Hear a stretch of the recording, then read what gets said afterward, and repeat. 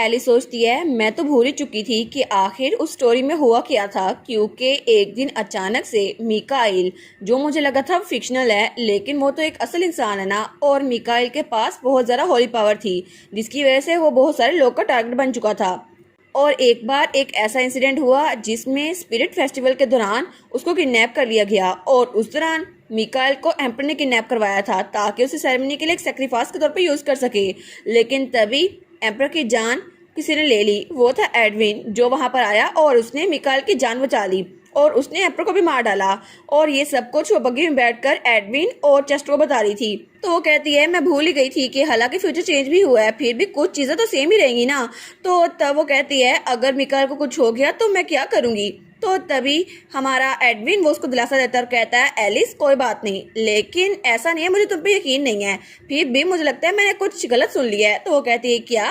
वो कहता है असल में तुमने कहा कि मैं मिकाइल को बचाऊंगा, लेकिन आखिर मैं उसको क्यों बचाऊंगा। तो चेस्टर की तो हंसी कंट्रोल करना मुश्किल हो रही थी। वो कहता है बस ये कह दो तुम सच नहीं बोल रही है ना, मैंने कुछ गलत सुना है कि मैं मिकाइल को पसंद नहीं करता था। तो वो कहती है नहीं नहीं, वेल यू सी तुम उसको बहुत ज़्यादा पसंद करते थे और जो फ्यूचर मैंने देखा था ना उसमें तुम उसी के साथ थे। तो हमारा एडविन सोचता है क्या।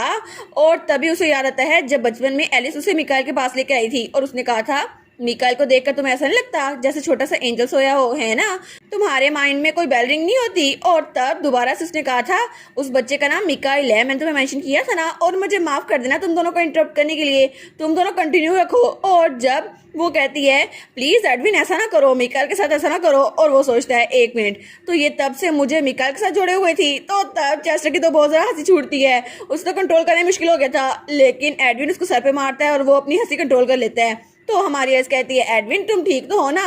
वो कहता है नहीं अब मैं क्या करूं, तुम कह रही हो मैं उसके साथ था। वो कहती है ठीक है मैं तुम्हारे टेस्ट की रिस्पेक्ट करती हूँ, कोई बात नहीं, तुम्हारी प्रेफरेंस जैसी भी हो मैं उसकी रिस्पेक्ट करती हूँ।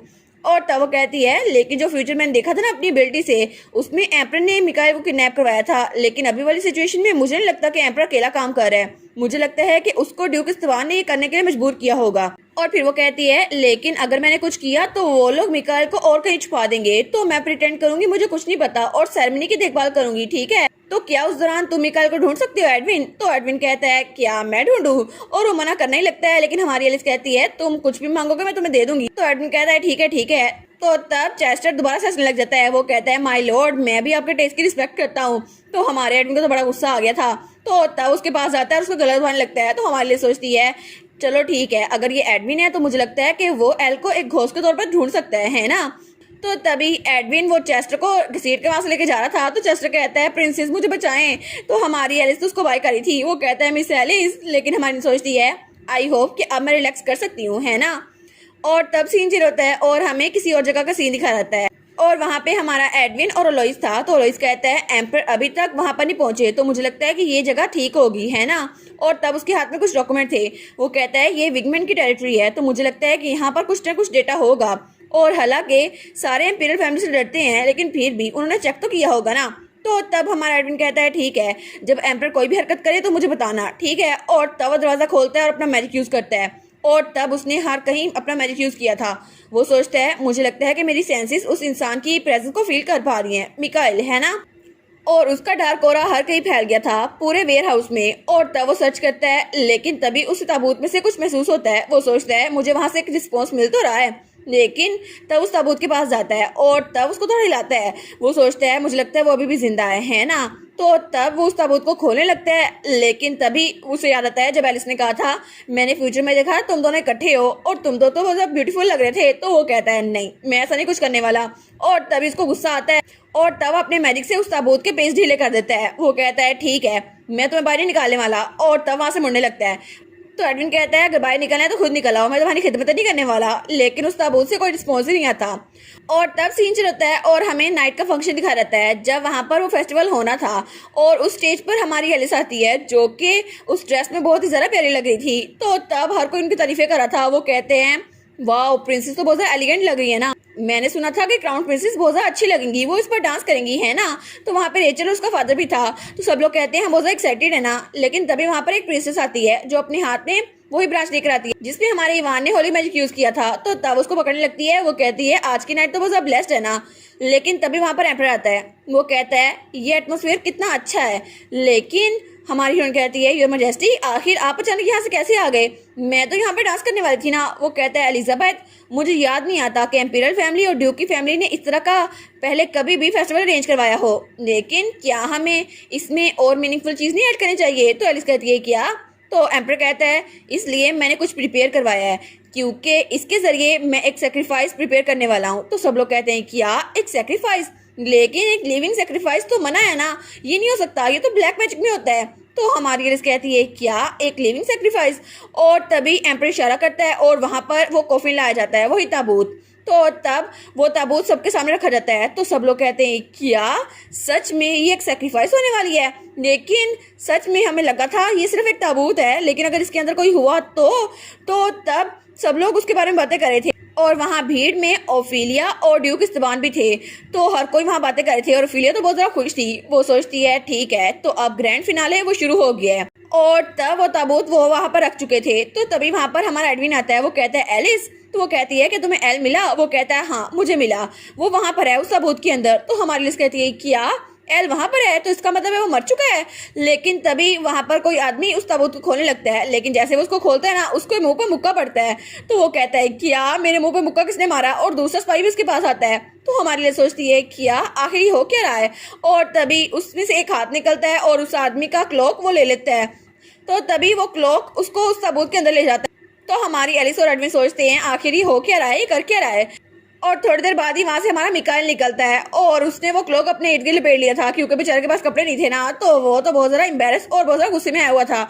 वो कहता है आखिर ये किसने किया? लेकिन सब लोग उसको देखकर बहुत ज्यादा खुश थे। वो कहते हैं वाओ ये होती है ना ब्यूटी। तो तब हमारी एलिस को कहती है एल तुम ठीक तो हो ना? तो जो स्पाई उसको बाहर निकालने के लिए आया था ना वो भी उसको देखकर बहुत ज्यादा हैरान था और वो भी उस पर लट्टू हो गया था। लेकिन हमारा एल चिल्ला कहता है आखिर किस पास्टर ने ये करने की कोशिश की? तो पीछे से हमारा एडविन एलिस के कान ढक लेता है। लेकिन उस स्पाई के कान से तो खून निकलने लग गया था। तो तब वो कहता है मैं सबको खत्म कर दूंगा। आखिर मेरे पास कोई भी इलाज करवाने आएगा ना मैं सबको बताऊंगा। मेरे साथ ऐसा करने की हिम्मत किसने की?